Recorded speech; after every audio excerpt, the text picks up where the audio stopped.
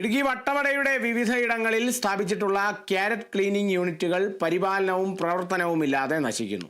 വിളവെടുക്കുന്ന carrot വൃത്തിയാക്കുന്നതിന് കർഷകർക്ക് സഹായമാകുന്നതിനാണ് വിവിധയിടങ്ങളിൽ യൂണിറ്റുകൾ സ്ഥാപിച്ചത്. എന്നാൽ ലക്ഷങ്ങൾ ചിലവഴിച്ച് നിർമ്മിച്ചിട്ടുള്ള യൂണിറ്റുകൾ ഒട്ടുമിക്കതും നാശത്തിന്റെ വക്കിലെത്തിക്കഴിഞ്ഞു.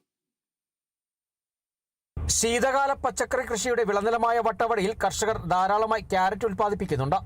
മാർക്കറ്റിലേക്ക് എത്തിക്കുന്നതിനൊപ്പം വിനോദസഞ്ചാരികൾക്കും ക്യാരറ്റ് കർഷകർ വിൽപ്പന നടത്തുന്നുണ്ട്.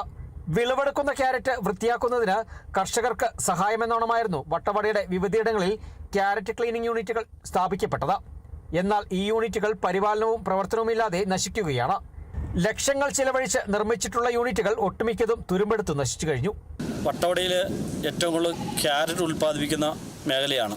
ഇവിടെ ക്യാരറ്റ് കഴുകുന്നതിനുള്ള ഒരുപാട് ഉപകരണങ്ങൾ ഇവിടെ തുരുമ്പ് പിടിച്ച് അവിടെയും ഇവിടെയുമായി കിടക്കുകയാണ്.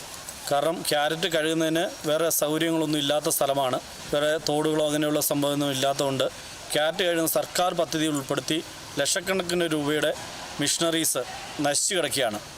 ഈ മിഷനറിയത്ത് പ്രവർത്തിക്കാനുള്ള നടപടി സ്വീകരിക്കേണ്ടതാണ്. 2013-14 വർഷത്തിൽ രാഷ്ട്ര കൃഷി വികാസ് യോജന പദ്ധതിയിൽ ഉൾപ്പെടുത്തി സംസ്ഥാന ഹോർട്ടിക്കൾച്ചർ മിഷനാണ് പ്രദേശത്ത് ക്യാരറ്റ് ക്ലീനിംഗ് യൂണിറ്റുകൾ സ്ഥാപിച്ചത്. കാർഷിക മേഖലയുടെ ഉന്നമനം ലക്ഷ്യമിട്ട് ചിലവഴിച്ച ലക്ഷക്കണക്കിന് രൂപയാണ് ക്യാരറ്റ് ക്ലീനിംഗ് യൂണിറ്റുകൾ പ്രവർത്തിക്കാതെ വന്നതോടെ പാഴായിപ്പോയത്.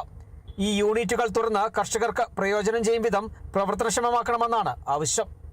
Kerala vision news, Idukki.